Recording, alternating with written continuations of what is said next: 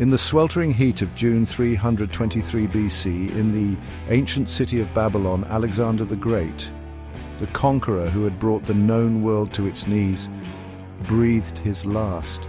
He was just 32 years old. His empire, stretching from the shores of Greece to the banks of the Indus River, was the largest the world had ever seen. But like a dream fading upon waking, it crumbled in the wake of his untimely demise. Alexander's generals, once united under his banner, turned on each other, dividing the empire into warring factions. The Diadochi, as they became known, carved out their own kingdoms, vying for power and control. Alexander's death was as sudden as it was unexpected, leaving a void that could not be filled. The circumstances surrounding his final hours remain shrouded in mystery, a puzzle pieced together from fragmented accounts written centuries after the event. The lack of a definitive primary source, a first-hand account of his illness and death, has fueled centuries of speculation and debate. The very nature of his passing, at the height of his power with no clear heir, has transformed his death into an enigma that continues to fascinate historians and enthusiasts alike. The sudden collapse of Alexander's empire after his death is a testament to the power of his personality and the fragility of empires built on conquest. Without his unifying leadership, the vast and diverse territories he had conquered quickly fractured along ethnic and cultural lines. The Diadochi, once his trusted generals, became rivals in a long and bloody struggle for supremacy. The once mighty empire fractured into smaller kingdoms, each ruled by one of Alexander's generals. The Ptolemies took Egypt, the Seleucids claimed Persia, and the Antigonids ruled Greece. Centuries after Alexander's death, ancient historians attempted to reconstruct the events leading to his demise, relying on oral histories, fragmented documents, and perhaps even whispers of legend. Plutarch, writing in the 1st century AD, describes Alexander being struck down by a fever after a night of heavy drinking. Arrian, another historian of the same era, echoes this account, detailing a worsening fever that left Alexander bedridden and delirious. Diodorus Siculus, a 1st century BC historian, offers a slightly different version, claiming that Alexander fell seriously ill after a lavish banquet, dying shortly after consuming a large amount of wine. His account suggests a more rapid decline, possibly hinting at poisoning, a theory that has persisted through the centuries. Quintus Curtius Rufus, writing in the 1st century AD, adds a curious detail to the narrative. He mentions that Alexander's body remained remarkably well preserved for 7 days after his death, defying the hot Babylonian climate.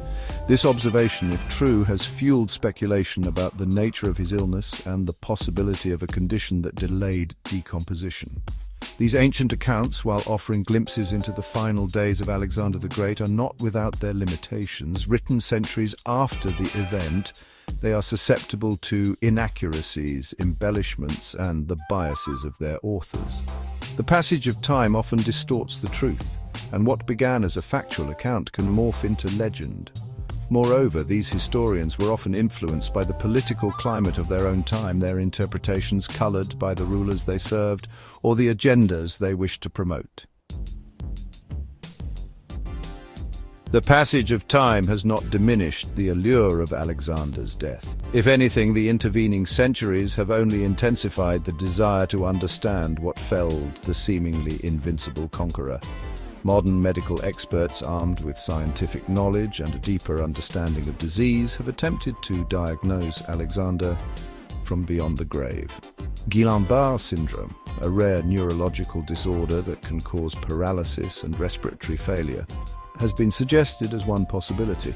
This theory, while intriguing, is based on the assumption that Alexander's apparent death was actually a coma-like state induced by the illness. Typhoid fever, a bacterial infection common in unsanitary conditions, has also been proposed as a likely culprit.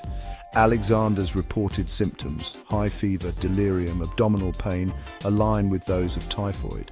Other theories include pancreatitis, a painful inflammation of the pancreas, and West Nile virus, a mosquito-borne illness. Chronic traumatic encephalopathy, a degenerative brain disease caused by repeated head trauma, has also been considered given Alexander's penchant for leading his troops into battle. However, without the ability to examine Alexander's remains, these diagnoses remain speculative. educated guesses based on incomplete information. The passage of time, while providing a clearer lens to analyze historical events, has also erased the very evidence that could definitively solve the mystery of Alexander's death. The possibility of foul play has always loomed over Alexander's death. Whispers of poison swirling even in ancient accounts have captivated imaginations for centuries. The sudden nature of his illness, the lack of a clear cause, and the volatile political climate of his court all lend credence to this theory. Adrienne Mayer, a prominent historian, argues that Alexander's symptoms, high fever, muscle contractions, and loss of speech, are consistent with strychnine poisoning. Strychnine, a deadly poison derived from a plant native to India, was known in the ancient world.